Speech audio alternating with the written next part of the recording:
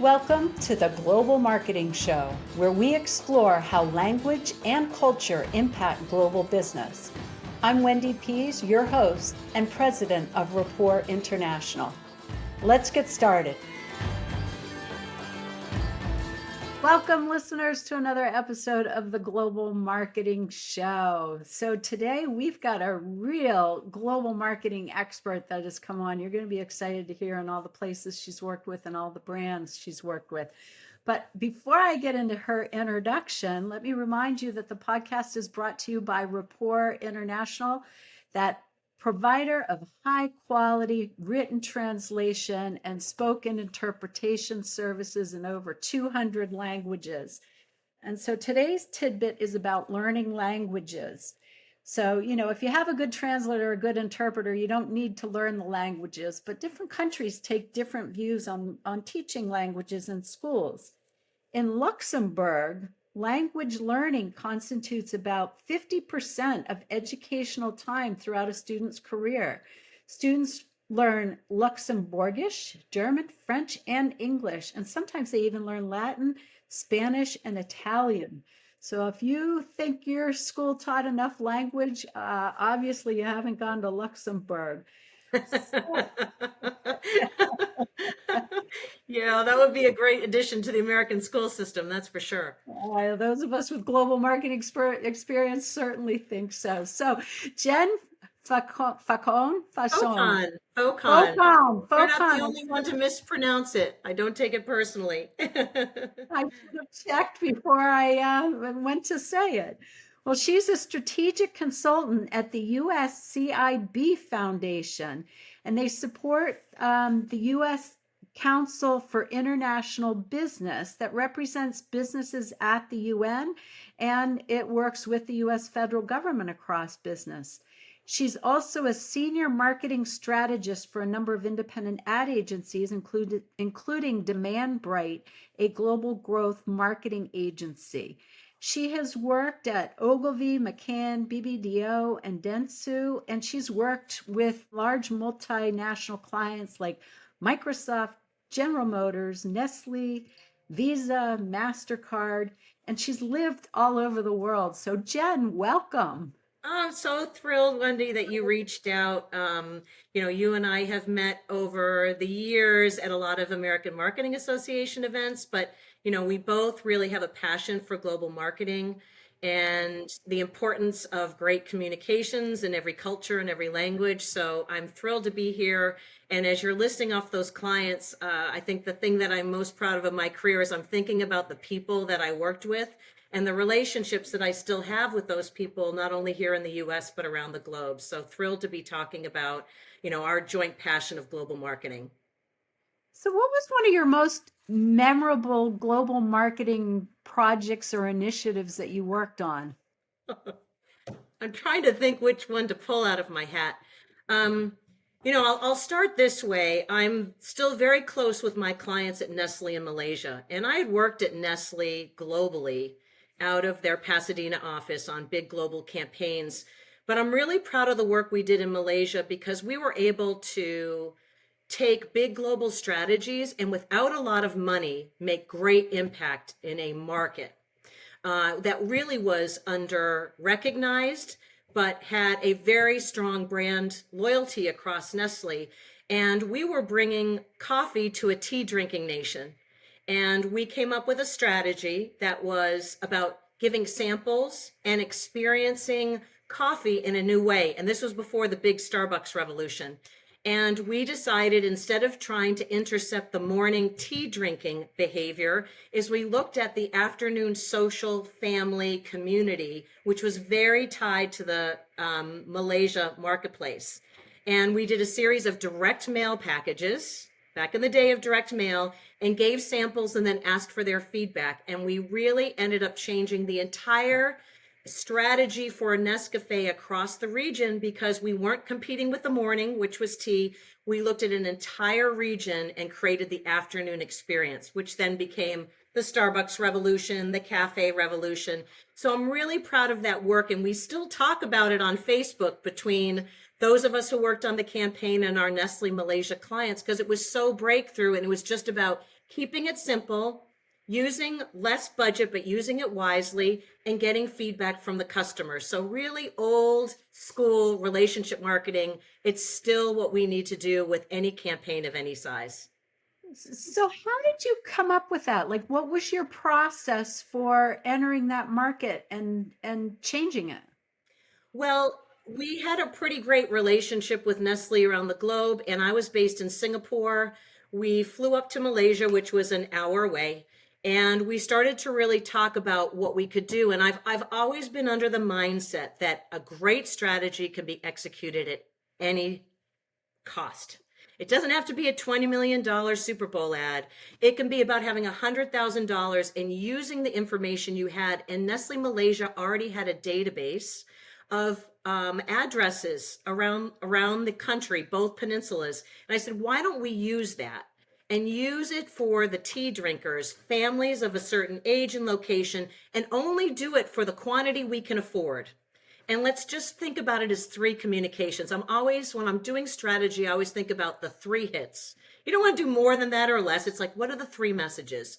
The first one was try us. The second one was share us. And the third was buy us. And that's kind of the way we started it. And it was so successful in Malaysia. We were then flown down to South Africa to meet with all the emerging markets and talk about how to do things more simply, more nimbly, more strategically with not a lot of money. And then the Middle East started to roll out. Now those are major markets, but at the time they were still emerging. South Africa tested it, and they started trying that with every new product that was changing the market. And I think that's really important because when you come from a major market like the US and you've had a Super Bowl budget, people don't really take you seriously because they know you're going to be pushing more than they could do. I always think about it as capability, capacity, and what's smart and what can you measure. I don't need 20 million data points. I only need 3 survey questions to do something great. That's very against the new AI big data, but if you can't use all that information, why are you collecting it? And Yeah. your clients can prove to management that you have a good partner and you're very smart and very strategic. And we still talk to each other all the time that was a special time because we really felt we were working on something together. And of course, all my clients got promoted. That's all I care about. And my team did too, for thinking more strategically. Yeah, that's fantastic. I mean, I love that creative idea and then breaking a tea market without a Boston Tea Party overthrow ship to get coffee involved is that's brilliant. Look for a different time of day when people need that pick me up. So Malaysia is a very interesting country that it's multilingual. So you have a database. How did you handle languages in that? Languages are really challenging. Nestle is and continues to be spectacular in how they capture data. Nestle did a 20-page survey to every household in Malaysia. It is unbelievable. And the thing is brands have a good reputation in other parts of the world. They don't see it as the way we might in the US as being breaking your privacy or being too invasive. They're looking for brands and services that are relevant to them. And so we were able to say, let's pull households of a certain income in a certain location. We wanted mid-level families. We weren't looking to make this a luxury product. We were looking to deeply understand, other products that they might be interested in. And so we were going to a receptive audience and they were open to us. And the other part that's interesting is we were able to ask what language people were interested in. And in Malaysia, you have certainly Bahasa Malay, you have English, and you have Mandarin and sometimes Cantonese. And you really need to make sure that your communications are in those specific languages. Sometimes the budget doesn't let you do all 3 languages because you're tripling your cost versus, say, the US, where you can pretty much go in English and maybe Spanish. And so sometimes we would say, let's only focus because of our budget on Bahasa, Malay. Let's only focus on that audience because that's where we think we'll make maybe the biggest impact, or because that's our budget limitation. So sometimes markets that have a requirement for multilingual have real issues because they have to make budget decisions. Okay. And so in that case, on the mailer that you did you do all four languages, or what did you do? We did one. So for Nescafe, we decided to go after an English audience, English speaking, English writing audience, which is still a main language. I mean, you were just talking about the education system overseas. Most of the schools in Malaysia are dual or trilingual. But for other products, we did a lot around infant nutrition, around growing up milks, which is, for 2 to 10-year-olds. We went exclusively Bahasa, and maybe we do Bahasa in English. So we would make the decisions based on what we were trying to accomplish, what audience we were trying to reach, which peninsula we were speaking to, and that made a big difference. Why did you choose Bahasa for the infant and milk things? Was there a culture, or was there something in your survey that you figured out? Well, we wanted to reach a wider audience because it was around nutrition. And it was a very big priority of Nestle to make sure that they were providing great nutritional information about children and what they need in terms of probiotics and vitamins. And we knew we would get to more families at a middle to lower income if we focused on Bahasa. And that was a strategic and moral decision of the corporation. Ah, okay. So, Nescafe was just coffee. Who's going to afford coffee in the afternoon? Let's go in English. But, Nestle split to Nestle and Nestle Nutrition while I was living in Asia the first time. And their requirements about their responsibilities of teaching people about proper portion sizes, nutrition, and especially their requirements of the WHO around infant nutrition were absolutely a priority, and they were a priority for us as a team and how we were going to communicate. okay, so that brings us back to the work that you're doing now, which is how global marketing and policy overlap. And that's an area we really haven't talked about on the podcast. So was that your entree into that area, was through Nestle Nutrition? Well, I'll tell you my background with a little bit of humor. I went to Tufts University as an undergrad. I'm very grateful for those 4 years. I started as an international relations major and I lasted a semester. I'm not that diplomatic. I'm definitely international business, but I didn't have the mindset around global politics. I really just didn't have that mindset as an 18-year-old. I was much more interested in creative and American politics. But when I was sent overseas, I had a deep personal passion for culture, communications. I obviously am very grateful that I thrived when I lived in Asia and the Middle East. Those were things that were really important to me. But working with companies like Nestle, working with the government of Dubai, working with Visa and MasterCard, who were building banking systems, automotive companies were building roads.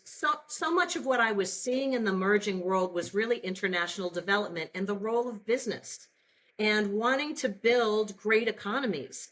I saw it across Southeast Asia and Vietnam and Malaysia, and of course, across the continent of Africa, as well as Central and Eastern Europe. But I've always been very interested in that, and I watched all these companies do that kind of work. So when I moved back to the US the second time, I started going to Babson for my MBA, and I started doing work at the Institute for Social Innovation. And Babson really believes that business skills are really critical to do great things and to help solve world problems, help nonprofits grow. All of that is very important. And at a chance meeting at the Institute for Social Innovation, I met the U.S. Council for International Business. And I started talking about some of the case studies you and I have just talked about. I talked about Nestle in Malaysia. I talked about building e-commerce across the Middle East for small businesses and emerging businesses, the roads that were being built. And they said, can you come on as, a consultant 10 hours a week. We want to build a new center for sustainable development. Sure, why not? I got 10 hours. And I help them create the business partners for sustainable development. We worked together on what the 4 pillars would look like. I worked with the ad agency to come up with the design and branding and website. And we went to the UN and we announced it. I have never had a moment like that in my life where my name is brought up in that space. And I thought to myself, here I am 18 years. I feel like I'm 18 years old again. And I knew that global was my thing. I just didn't know how my pieces fit together. And so it was communications and culture and development and business. And we launched Business Partners for Sustainable Development. I've now been with the foundation for 6.5 years. We did a coalition during COVID where we brought together business, nonprofits, NGOs, health organizations to help major business, as well as small businesses navigate COVID. Who am I in the middle of that? But really, it's about building coalitions, cross-cultural communications, cross-industry collaboration. And I look at that body of work over the last 6.5 years, and it's really the stuff you and I do every day. It's about bringing people together and looking at a creative challenge and finding great solutions and executing it well. It's the same skills, just in a public policy framework. I get it with large companies. They're going to have the funding to go in and do policy and build, electronic banking systems and roads and access to power and, the cellular communication. What about small and mid-sized companies? How can they pull that in and marry policy with business? Well, I'm not sure how to answer that. I think that's a huge challenge. I think that small to medium-sized businesses are the ones that are caught in the middle of everything. They don't have the big infrastructure to deal with these big global challenges, but they do have the nimbleness to change fast. There are big global announcements by some of these global organizations. I'll name them, like the International Labor Organization or the UN, that say everybody must have access to safety and health in the workplace. Well, what does a small business do with that? How do they implement these big grandiose statements? It's nearly impossible for them to do that. But for those of us who can communicate globally very, very well, the big international organizations work on projects like this to help small to medium-sized businesses do something about it. Whether they are HR policies or their best practices, we try to interpret some of those big global statements into something that small to medium as well as big multinationals can deal with. But these are not small challenges at all, and they're not always effective. And every market has its own government and local challenges.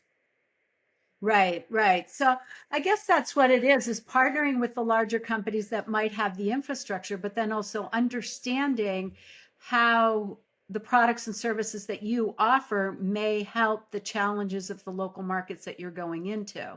But it would be hard to pick a strategy, to build that strategy of I'm going to also do development without figuring out the market that's right for your product. And some of the emerging markets like Nigeria, Indonesia, and I'm mentioning some specific countries because I just came back from UN General Assembly Week, where there were a lot of big side meetings with foreign policy around AI and technology. And great markets like Nigeria are changing their education systems so that their students can become great entrepreneurs and tech savvy. There are some markets like Singapore who have partnered to build entrepreneurs and to get some of these small businesses to be their real leaders in certain areas and investing in them so that these entrepreneurial organizations and companies can not just help solve problems, but help build economies and build great talent. So there's a lot of shifts happening that in a world that seems very unsteady right now, I'm actually much more inspired by these governments partnering locally than I am by these big global systems that are very hard to move. But on the ground, the governments that harness that are going to be the ones that see the power of what business can do. Oh, that is an interesting. Okay, so if you're a small business owner, how would you tap into that? The governments that are really raising that are doing great. I've met a lot of people at Babson who are from some of these countries, and they're not only running their own business, they're running a corresponding nonprofit and bringing it back to their home country and building great things. What I've learned working with a lot of nonprofits is the way you and I see nonprofit in the US is not the way it runs around the globe. But our model of this 501c3 is coming back to emerging markets, and they're like, wow, I could have an innovative nonprofit that brings innovation to social justice issues. So I'm seeing a lot of that kind of American nonprofit thought process and structure going to a lot of emerging markets that tend to rely on what's called an NGO, big non-government organization. These new nonprofits are part profit, part innovation, part 501c3 thinking. And that is really changing the way nonprofits are changing quickly and addressing social issues. Because I love the idea of marketing and communications changing social issues, making social impact.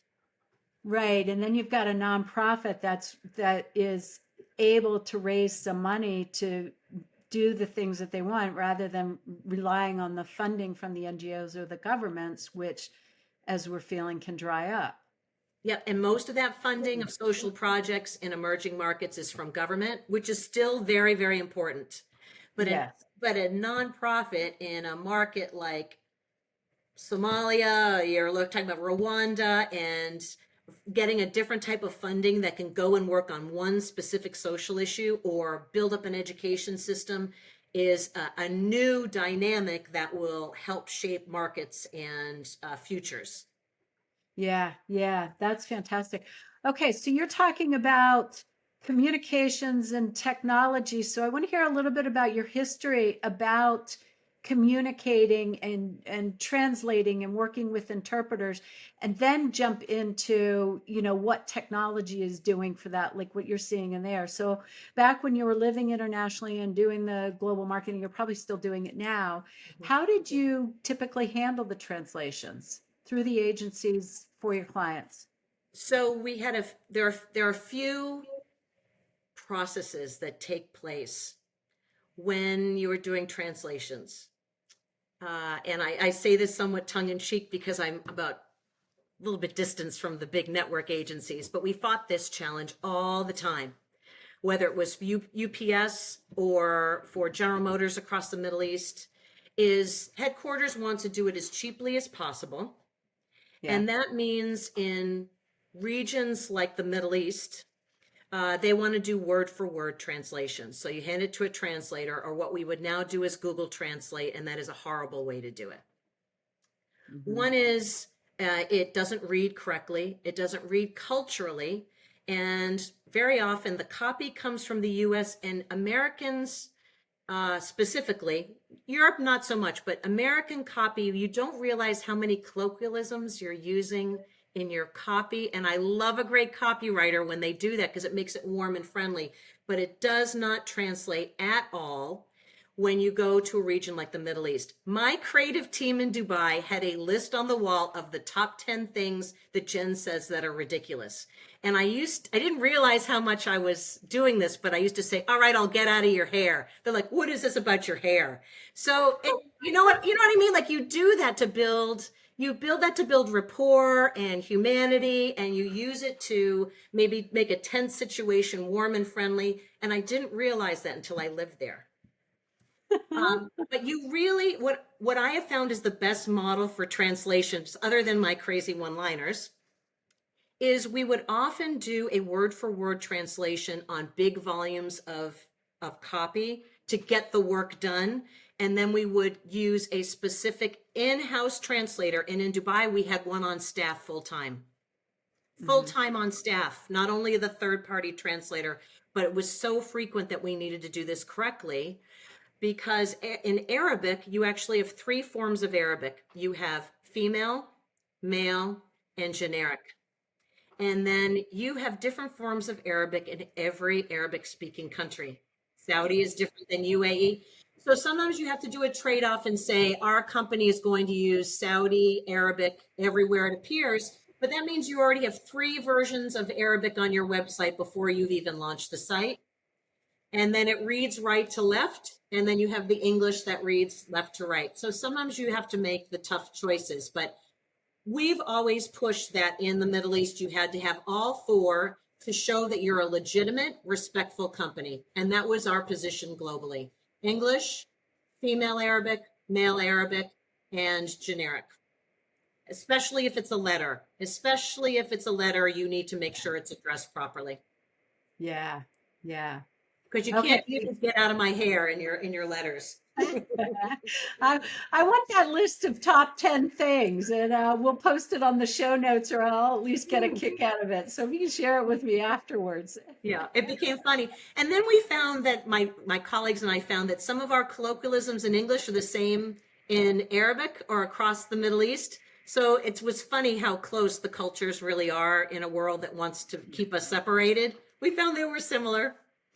Or there's a lot of, like we'll say, I've got goosebumps, but the literal translation Italian is chicken skin. When you have the little pricklies on your skin. So I think that was on the list. I think that one was on the list too. You are funny. You're American. You're funny. I'm like, fun culture, really fun place to live. Yeah. Okay. So a large company would have an internal person that they could afford to hire to do that language. But did you work with other ones where how else did you handle that? So the Middle East was the only place where I've ever worked where we had a full-time translator. And it's because of the complexities of Arabic and it's because of the complexities of culture. But around the globe, we always hired a third party. We always hired an expert like yourself who would give us a recommendation on how to do the work best and most cost effectively. And very often that translator would say, we're going to do our first pass with word for word translation. And then based on the country that you're in, we're going to go in and revise that copy to be accurate and to be appropriate. And we would always give the translator a list of industry terms. So say you were going to do something, I'm going to pick more of a B2B. Say you were doing something for Microsoft and you were doing B2B, the translator would always ask for a list of terms and how that company wanted those words translated so it was consistent and within your brand guidelines. And very often the local clients would also get involved in making sure that that was right for each country, or you'd pick something that could work across all cultures. But those terms were absolutely important for a translator to do their best work and to always do their best work for you. Right. Yeah. In the industry, we call that a glossary. And so it certainly will do at Rapport International, we'll do that and try and set up a glossary, and we'll make sure that we're capturing it and using the same translator. Because that's were the companies good about using the same translator over and over, or would they go off to whoever was available and then provide the glossary? You want a long-term relationship. You really want a long-term relationship. And I know that when you and I have talked about working together, getting that series of terms of UN terms like multilateral, sustainable development goals. Sometimes you will make agreements with the translator where that term will stay in English, even when it's in Chinese or Japanese or Arabic. You will sometimes say this is, the consumer is savvy enough to know that they're dealing with either an American company or a Western Roman character company, that is also fine and best practice depending on the industry. Yeah, we've had that with patent translations before, where it's a new word. So they have to choose whether they want to use a word that translates into. Do they want to come up with a new word that then would carve the space out, or do they want to keep it in the original language? So there is a lot of strategy that goes behind it if you're trying to patent something or go to market. And that's why working with the local markets is so important. I think that when you're I've been at the global level, I've been at the regional level, I've been at the local level. So I can really feel the pain when global teams think that the recommendations of local teams is just a nice to have. In some cases, it is mission critical, and it's very hard to have that conversation through layers of people. You must set up, if you're going to do if you have a global team in advertising agencies or with multinationals, that you really respect the local feedback, because sometimes it can be incredibly offensive, the word that you use. It could be an image that's absolutely inappropriate, especially in Muslim countries. Or it could be an image like a clock that's absolutely inappropriate to use in most East Asian cultures because it represents death versus time. So all of that is so critical, whether it's images, copy, translations, and to really leverage the expertise of the local teams versus there being just a nice to have. It can really destroy your brand. Otherwise, and if you listen to them, you have powerful local communications that make impact. Yeah. What's the worst cultural or translation or communications mistake you've seen? I won't mention the client. No. No. So, working in Malaysia and many countries around the globe, there's a local advertising board. And you have to recognize that countries like Malaysia are not technically Muslim countries, but they certainly have certain cultural requirements. Not Sharia law specifically, like the Middle East. But I saw one of my clients who really didn't listen to my regional team or to the Malaysia local team take advertising that showed a woman from behind with shoulders showing and no head cover. And there's certain things you can do, but that was 3 no-nos. And go to place that ad without going through the local advertising board or recognizing that you cannot put those things in imagery. And I had to make the decision as the leader of the Asia Pacific team to call headquarters, not mine, but the client's headquarters. And so we had to figure out globally how to report it back and say, the advertising board in Malaysia will eliminate this multinational company from ever advertising in Malaysia again. And I love talking about Malaysia because my clients taught me so much about global marketing, not just with Nestlé, but others. But I think that's a good example of where a senior client in the region just wants to push something through and doesn't realize how impactful it could be for the entire company.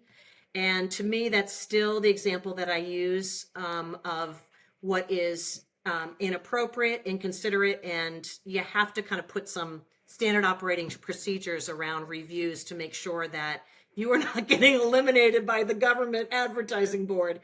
A bad mistake that we were able to offset before it happened. Oh my gosh. Uh-huh. That was We daily. got to the woman's shoulder. I went, oh no.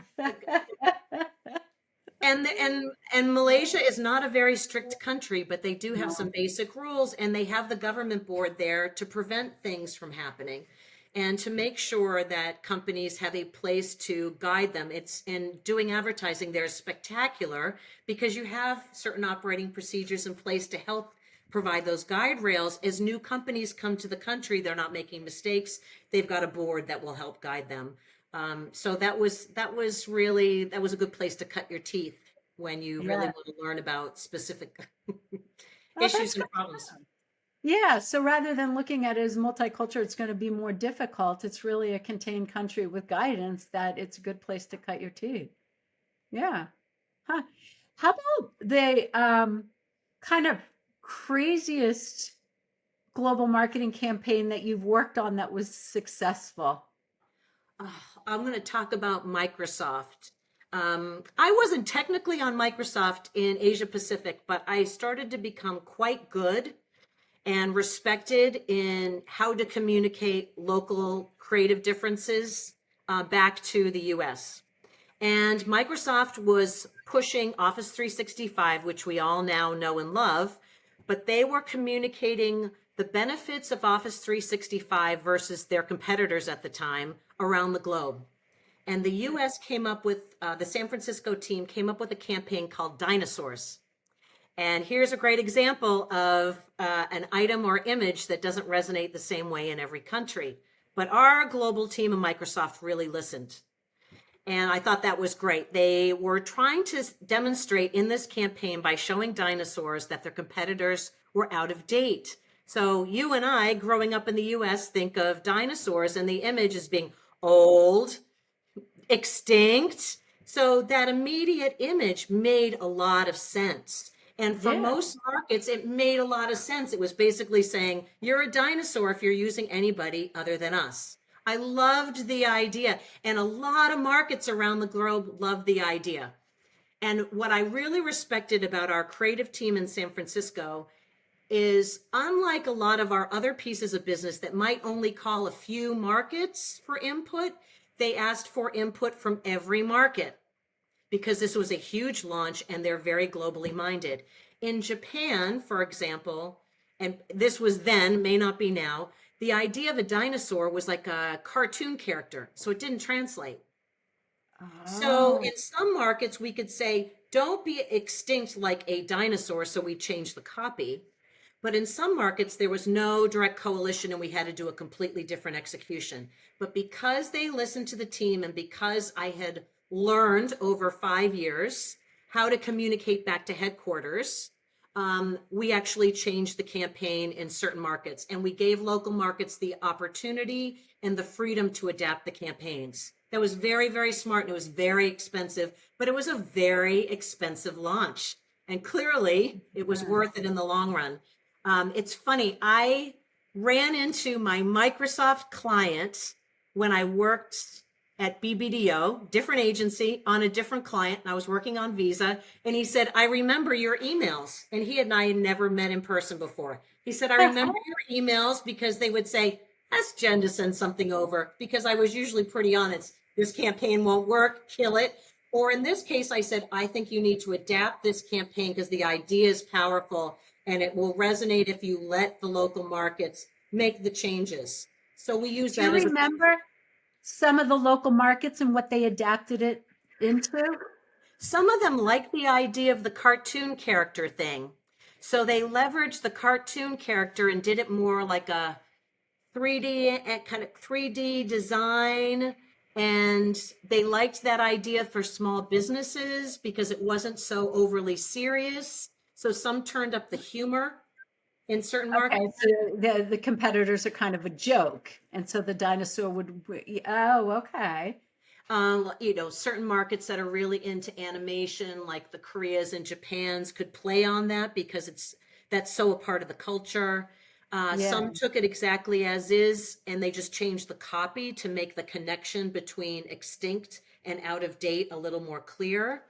Uh, some repositioned where the artwork was because of how people read top to bottom versus right to left or left to right. So all of that made a big impact, but it's a right. trillion gazillion dollar business now. And that kind of launch required and deserved that type of investment. Yeah, It's yeah. cool, right? Uh, It's a very cool case study.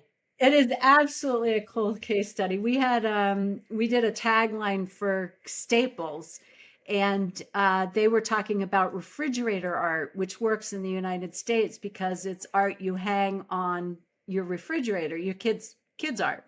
But in France, you don't do that. So the French translator brought back, this isn't a thing. So we could work with the client and come up with an adaptation. And they had a bunch of other options that they were going to use across the campaign. So they just killed that one in the French language.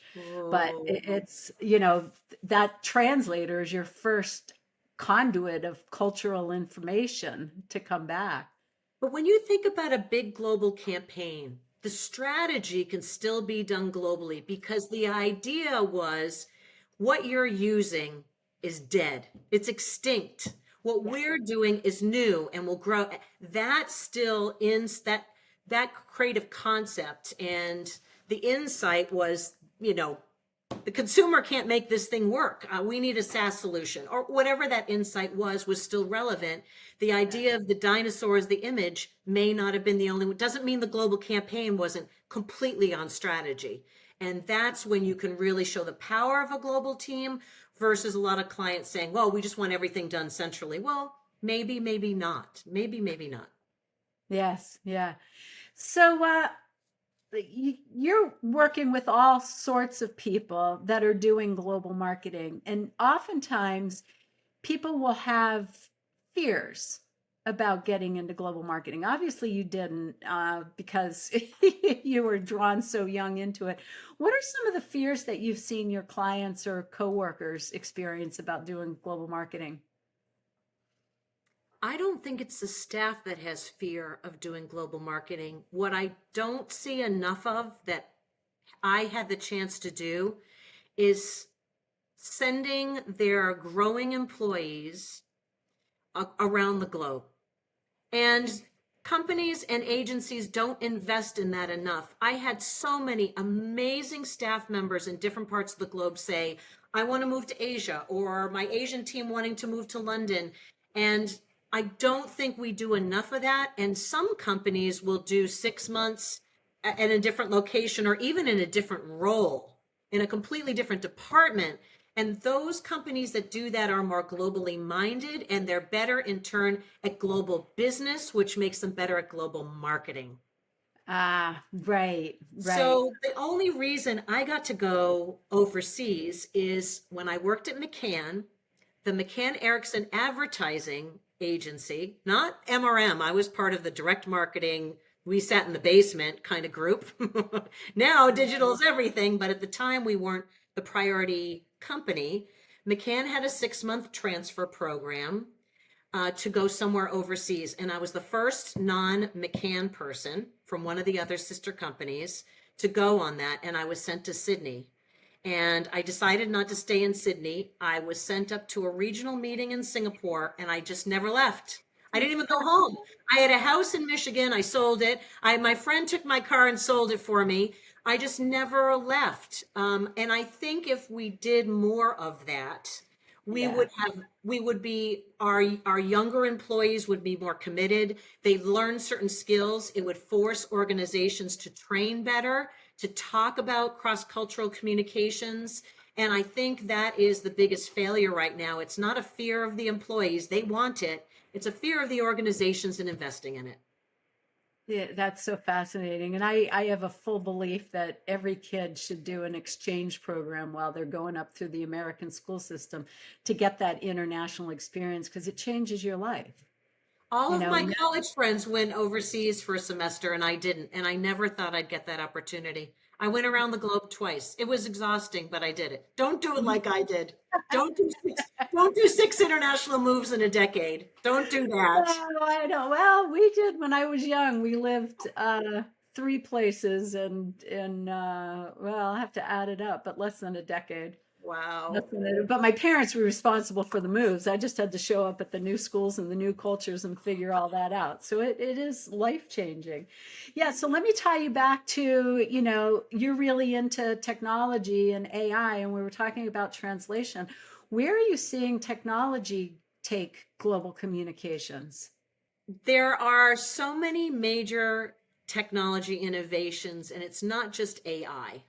I Right. was talking 20 years ago in Asia about augmented reality, virtual reality, mixed reality. Of course, now every meeting I go to, there's a QR code. I went, well, finally.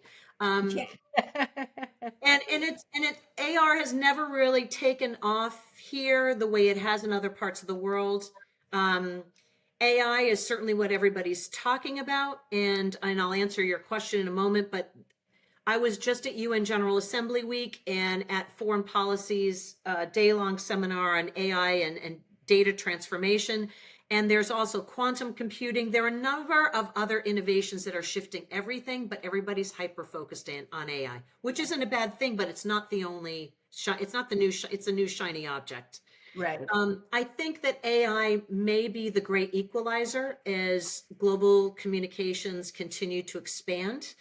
I think that there is a big growth in AI creative studios.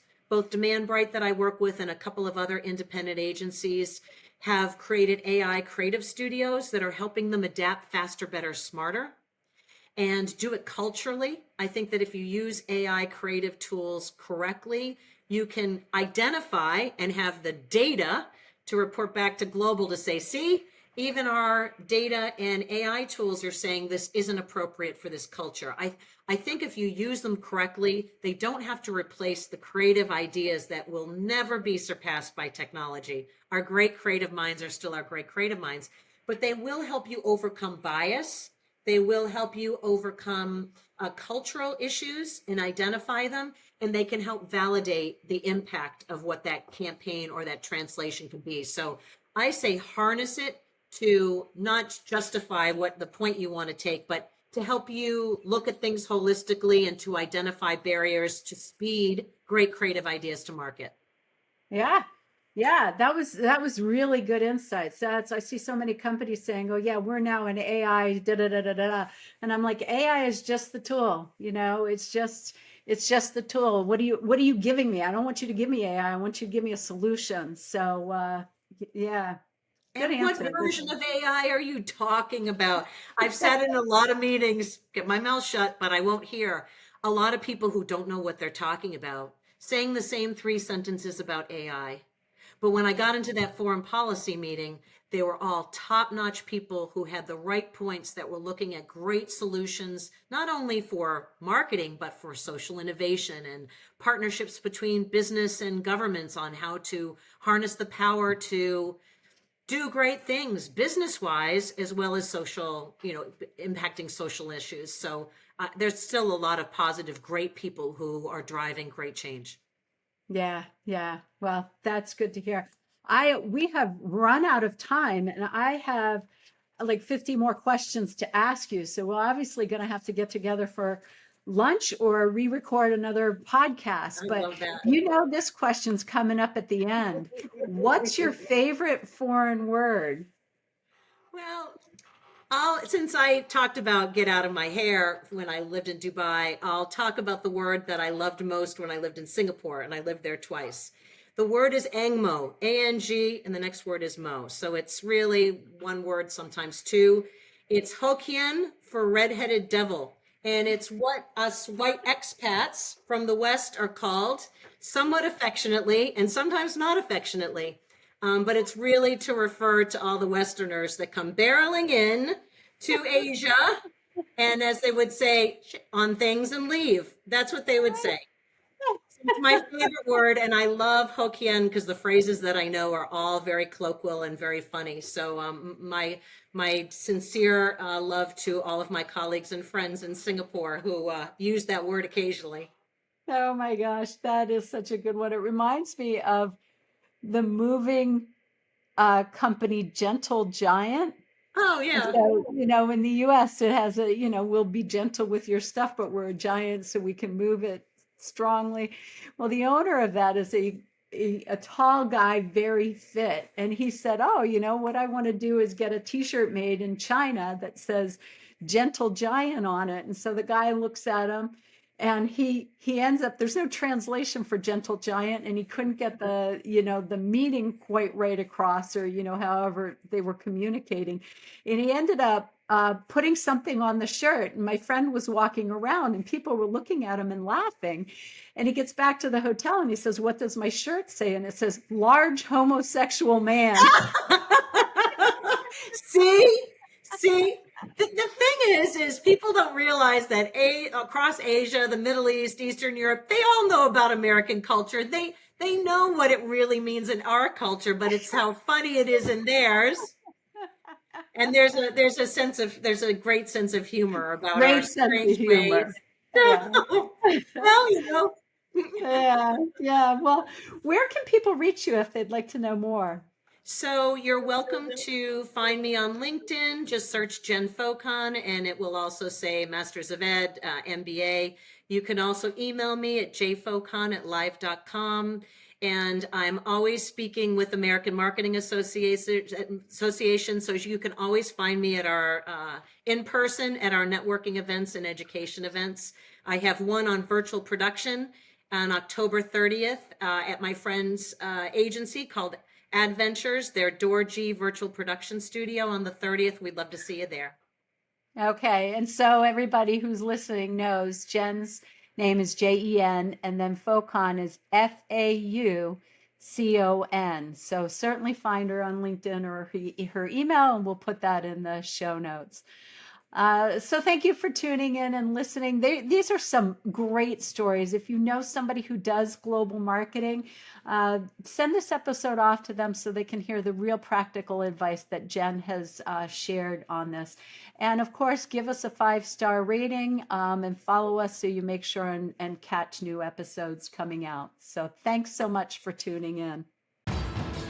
Thank you for listening to this episode of the Global Marketing Show. We started this podcast to capture the stories of people who do global marketing and work for companies that export, since those companies have higher revenues, higher profits, higher valuations, higher salaries, and more stability, according to the U.S. Department of Commerce. If you enjoyed this podcast episode, please leave a review and subscribe. And if you know somebody who would be a good guest, introduce them to me, your host, Wendy Mackenzie Pease. If you'd like to learn more about global marketing or language translation and interpretation, visit Rapport International's Resource Center at www.rapport translations.com. Au revoir. Hasta luego. Ciao for now.